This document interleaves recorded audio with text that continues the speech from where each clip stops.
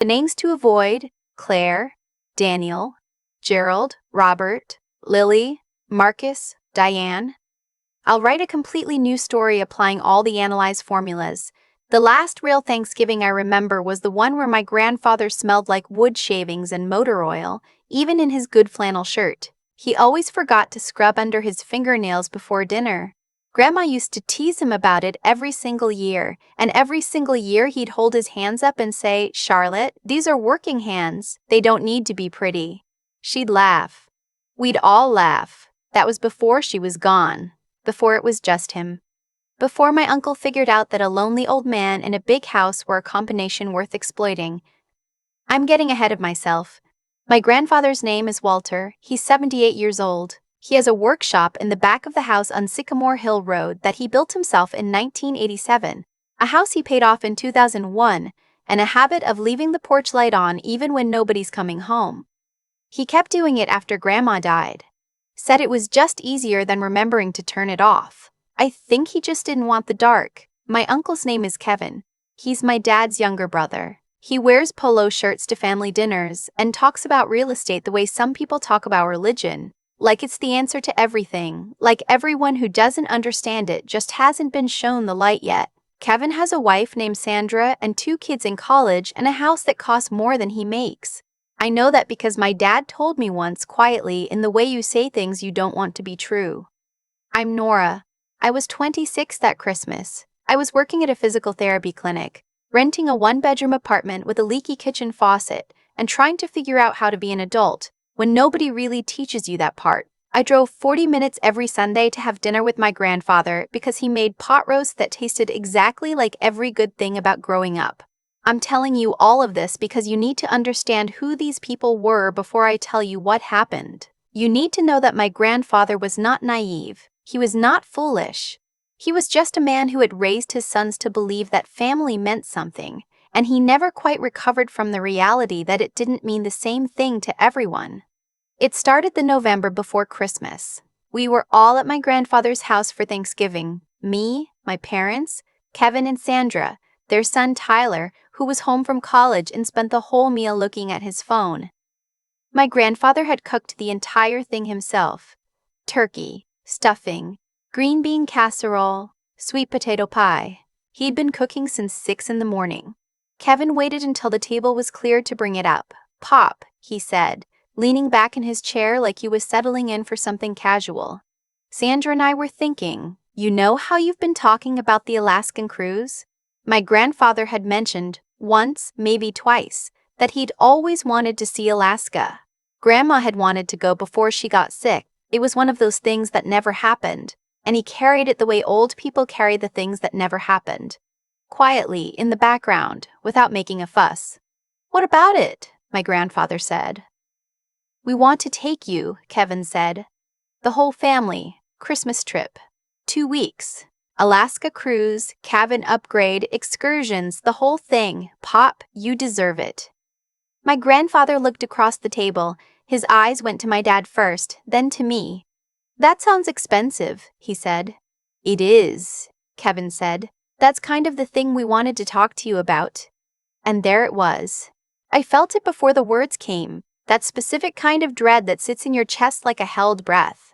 Kevin explained it the way he explained everything, smoothly, with just enough detail to sound thoughtful and just enough vagueness to avoid real scrutiny. The cruise would cost around $45,000 for all of them. He and Sandra couldn't swing their portion right now. Some issue with the business investment, something about timing. My parents didn't have that kind of money. But if my grandfather could cover it, just as a family loan of course, they'd pay him back. It would be the trip of a lifetime. A tribute to Grandma. A way to finally do the thing she always wanted. He used her name. That's the part I keep coming back to. He said, "Pop, you know this was Eleanor's dream too." My grandfather was quiet for a long moment. Long enough that Kevin started to fill the silence, started to add more details. But my grandfather held up one hand, and Kevin stopped. "Let me think on it," my grandfather said. That's all he said. I helped him with the dishes after. Everyone else had migrated to the living room. It was just the two of us at the sink. and I kept waiting for him to say something, and he kept not saying it. And finally I said, "Pop, you don't have to do this." He handed me a wet serving bowl to dry. "I know that," he said. Kevin is Kevin," he said. "Not mean." Just final, the way he said things when the conversation was over. I drove home that night with the windows down, even though it was cold. I kept thinking about the way Kevin had said Grandma's name, like a key turning in a lock. 3 weeks later, my grandfather called me. He said he was going to do it. He'd already called the travel agency. $45,000. He said it with the careful steadiness of someone who has made a decision and is not interested in being talked out of it. "Pop, Nora." His voice was gentle. "I've been sitting in this house for 4 years. Let me do something with my money while I can still do something." I said okay. I said I loved him. I did not say what I was thinking, which was that something about this felt wrong in a way I couldn't name yet. The trip was scheduled for December 23rd through January 6th. My grandfather was flying out of Portland. We're in Oregon. The house on Sycamore Hill Road is outside of Portland by about 30 minutes, and the whole family would meet at the airport. Kevin had handled the bookings. My grandfather had sent the wire transfer directly to Kevin's account, because Kevin said it was easier to do one transaction and then sort it out internally. I have thought about that wire transfer 1,000 times since. I drove my grandfather to the airport on the 23rd. He was wearing his good coat and he had a new rolling suitcase that he was very proud of because it had a built-in USB charger, which he'd read about in a magazine and found remarkable. He talked about it for most of the drive. I kept my eyes on the road and said, "That's great, Pop," and "Wow, that's really something," and tried to ignore the weight sitting in my stomach. We got to the terminal, got through security, found the gate C14, Portland International, and Kevin and Sandra and Tyler were already there, carry-ons neatly assembled, Sandra on her phone. My parents weren't coming on the trip. They'd said from the beginning that they couldn't take 2 weeks off work, which I'd thought was strange but had filed away. My grandfather was happy. He was genuinely, uncomplicated happy. He sat down next to Kevin and they talked for a while, and Tyler showed him something on his phone and my grandfather laughed at it even though I don't think he fully understood it. Boarding was called. Kevin stood up. Sandra stood up. Tyler started gathering his bag. My grandfather stood up and reached for his suitcase. Kevin said, "Pop, can we talk for a second?" The gate agent was scanning boarding passes. People were shuffling through the door. "Kevin, we're boarding," my grandfather said. "I know." Kevin's voice was different, quieter, careful in a way that made something in me go completely still. "Pop, there's been a problem with your ticket." My grandfather looked at him. "What kind of problem?" "There was an issue with the booking. Your reservation didn't go through right. We didn't find out until this morning and I've been trying to get it sorted out, but..." "What are you saying?" my grandfather said. Kevin looked at Sandra. Sandra looked at her phone. "Pop, you can't board. Your ticket isn't valid. We're going to have to get you rebooked on a later flight, maybe." "Kevin." My grandfather's voice was very quiet. "Did you book me a ticket?" Kevin said nothing. In the space of that silence, I understood everything. There was no issue with the booking. There had never been a ticket for my grandfather. He had paid $45,000 for a cruise that he was never going to be on. Kevin had taken the money and booked himself and his family in a premium cabin and left my grandfather's name off the reservation entirely. The plan, if you could call something that monstrous a plan, was to stand here at Gate C14 and tell a 78-year-old man that there'd been a problem and send him home alone and go on the vacation he had funded without him. I watched Kevin's face and saw no remorse, just the slightly pained expression of someone who'd been caught doing something inconvenient. My grandfather sat back down, slowly, carefully, the way he moved when his hip was bothering him. I sat down next to him. "Nora," Kevin said, "you don't need to." "We're not going anywhere," I said. Kevin and Sandra and Tyler boarded the plane. I watched them go through the door.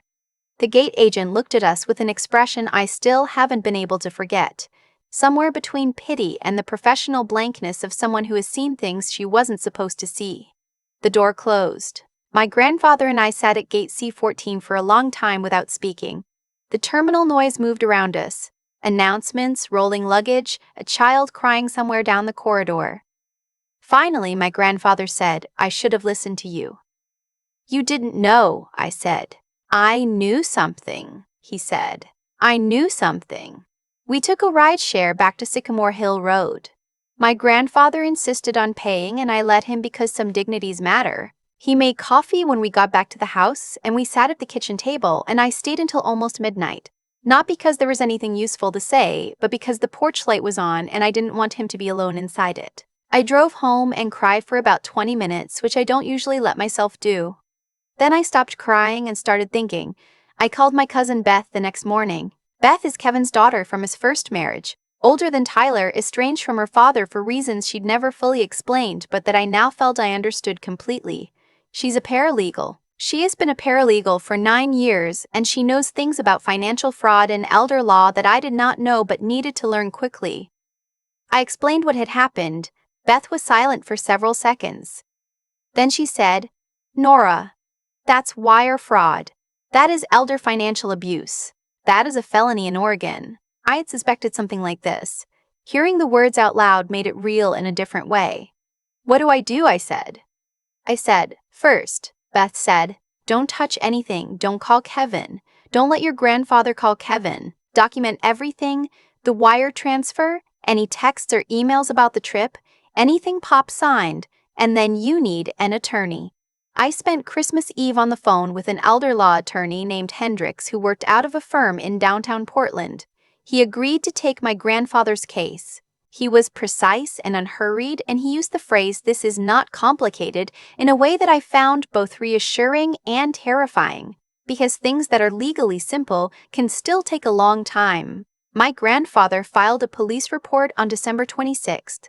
I went with him. He wore his good flannel shirt. He sat across from an officer named Chen and explained everything in the same steady voice he used for everything, the same voice he'd used to tell me my grandmother was dying, the same voice he'd used to say, "These are working hands." And when he was done, the officer said they would look into it, and my grandfather nodded and stood up and thanked her like he was thanking someone for passing the salt. In the car on the way home, he said, "Your grandmother would have had something to say about all of this."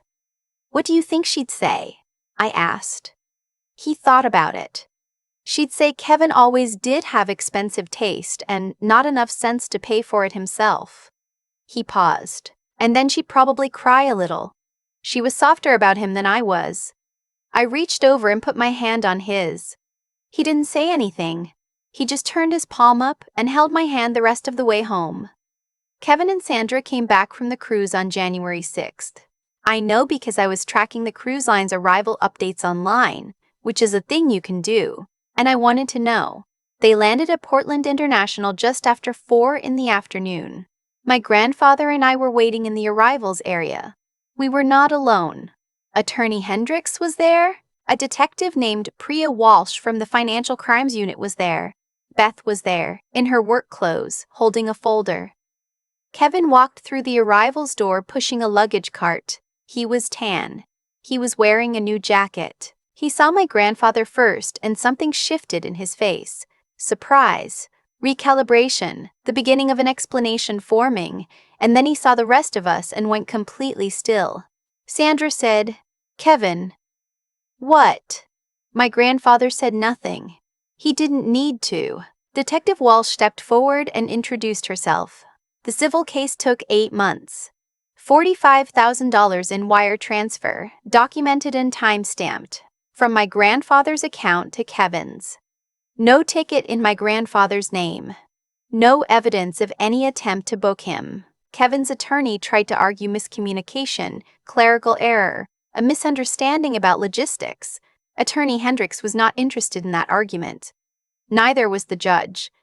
The court ordered full restitution plus legal fees. Kevin's investment property, the one that was supposedly tied up when he couldn't contribute to the trip, was levied to satisfy the judgment. He lost it. I am not going to pretend I'm sorry about that. The criminal case was slower. Ultimately, Kevin pled to a lesser charge, financial exploitation of a vulnerable adult, and received probation and community service and a permanent mark on his record that will follow him every time he tries to do a real estate deal, which I understand is considerable. His Oregon real estate license was suspended pending review. He has not contacted my grandfather. My grandfather has not contacted him. My grandfather got his money back. All of it. He didn't use it for another trip. What he used it for was this. He funded a scholarship at the community college 3 towns over. $2,000 a year, renewable for a student studying construction trades. He set it up in my grandmother's name, Eleanor Marsh Kowalski Memorial Scholarship. And he went to the small ceremony they held for it, wearing his good flannel shirt and his slightly not clean fingernails, and he shook hands with the first recipient, a 20-year-old named Andre who wants to become an electrician, and I stood in the back of that room and cried in a way I did not try to stop. Afterward, in the parking lot, my grandfather said, "She would have liked that. She would have loved it," I said. He nodded, unlocked the car. Got in. I think about that airport sometimes. Gate C14, the door closing. The way my grandfather sat back down in that plastic chair, not dramatically, not with anger, just with the careful, deliberate movement of a man who has been carrying things his whole life and knows how to set one more thing down. I stayed because I didn't know what else to do. I stayed because leaving felt impossible. But here's what I've understood since. I almost didn't stay. There was a version of that moment where I said something awkward and useless and got on that plane because I didn't want the confrontation, didn't want to be involved, told myself it wasn't my place.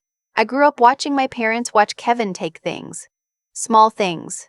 At first. The kind of things you don't call out because calling them out feels like making a scene. A borrowed tool that never came back. Money loaned that was never discussed again. The inheritance from my great-aunt that somehow got sorted in a way nobody could quite explain. I watched and I said nothing, and I told myself I was too young, too far outside it, that it wasn't my fight. My grandfather is the one who showed me it was. Not with a speech. Not with any grand declaration. Just by sitting down in that chair, by absorbing the impact of what had been done to him without falling apart, by making coffee when we got home and sitting at the kitchen table and trusting that I would stay. He trusted that I would stay. I don't know how to explain what it means to be trusted like that. To have someone's worst moment placed next to you without being asked to fix it. Just to be there. Just to be the person who doesn't leave. My grandfather still leaves the porch light on. I still drive out on Sundays. The pot roast is still the best thing I've ever eaten, and I've told him that approximately 90 times, and he still pretends to be surprised every time. Last spring, he started a new project in the workshop. A rocking chair. He's been working on it for months, sanding and fitting and going back to the design when something's not right. He says it's for the front porch. He says he wants to sit out there in the evenings when the weather turns good. I asked him who the chair was for. He looked at me with the look he gets when he thinks I've asked a question with an obvious answer. For whoever wants to sit in it, he said. The workshop smells like sawdust and wood stain and something I can only describe as him. 50 years of working with his hands, of building things that lasted, of leaving the light on even when the night felt too big and too quiet. I keep the porch light on at my apartment now too. My neighbor asked me about it once. Said he'd noticed it was always on. Was everything okay? I said yes. I said I just liked knowing it was there. Some things you learn too late to undo. Some things you learn exactly when you need them. The difference, I think, is whether you have someone in your life who trusts you enough to let you learn the hard way, standing at Gate C14 in the December cold, watching a door close and choosing to stay. I chose to stay. So did he. That's the whole story. That's all of it. Except the rocking chair. He finished it 2 months ago. He moved it to the front porch. And every Sunday when I pull into the driveway on Sycamore Hill Road, the porch light is on and the chair is there, and sometimes he's already in it, and sometimes it's waiting, and either way it means the same thing. It means you're expected here, you are not a guest, you belong. I don't know a better inheritance than that. I've thought a lot about what Kevin actually believed was going to happen, not the logistics. I understand the logistics. He thought my grandfather would be confused, would be embarrassed, would accept the explanation and go home, and maybe grieve quietly and never say a word, because that's what Walter had always done. He'd absorbed things his whole life. He'd given and said nothing when things weren't returned and called it family and moved on. Kevin had watched that for 40 years. He knew exactly who he was dealing with. What he didn't account for was me. And honestly, I'm not sure I did either. Here's what I've come to understand about how things like this unfold. They don't happen in one moment. They happen in every small moment before that. Every time someone in a family takes something and nobody says anything, every time the discomfort of speaking up feels bigger than the cost of staying quiet. Kevin didn't start with $45,000. He started with a borrowed drill that never came back. He started with a loan that got forgotten. He started with years of getting away with it, and every time he got away with it, the next thing got a little larger because that's how it works. You don't become the person who defrauds a grieving old man overnight. You practice. And the silence around it, my dad's silence, my grandfather's silence, my own silence for years before that Christmas. That was practice too. A different kind. We were practicing looking away. We were practicing the sentence, "It's not my place," until it fit so naturally we stopped noticing we were saying it. What changed at Gate C14 wasn't that I suddenly became brave. I don't think that's what happened. I think I just got to a point where looking away would have cost me more than I was willing to pay. When my grandfather sat back down in that chair, carefully, without drama, with the worn dignity of someone who has been carrying weight his entire life, something in me went very quiet and very clear. I knew that if I walked through that door, I would be making a choice I couldn't undo. Not about the trip, about who I was. There's a thing I believe now that I didn't have words for. Then, the people who take advantage of others aren't usually smarter or more powerful. They're just more willing to count on everyone else staying silent. That's their whole strategy. Silence. The assumption that the people they're hurting will absorb it and adjust and eventually convince themselves it wasn't that bad. The moment you stop cooperating with that assumption, the whole thing falls apart. That's what happened to Kevin, not because of a lawyer or a detective or a court order. Though all of those mattered, it fell apart because my grandfather sat back down and I sat next to him and neither of us pretended it was fine. That was the thing Kevin couldn't survive, not accountability from a judge. Accountability from the people who actually knew him. Walter never asked me why I stayed. He didn't have to. But I think about what it meant to him. To have one person in that terminal who chose him over the easier thing. I think about how long he'd gone without that. And I think about all the years I watched and said nothing and told myself I was too young, too peripheral, not the right person to act. I was wrong. I was exactly the right person. I was just waiting until I was ready to know it. The rocking chair is on the porch on Sycamore Hill Road. The light is always on.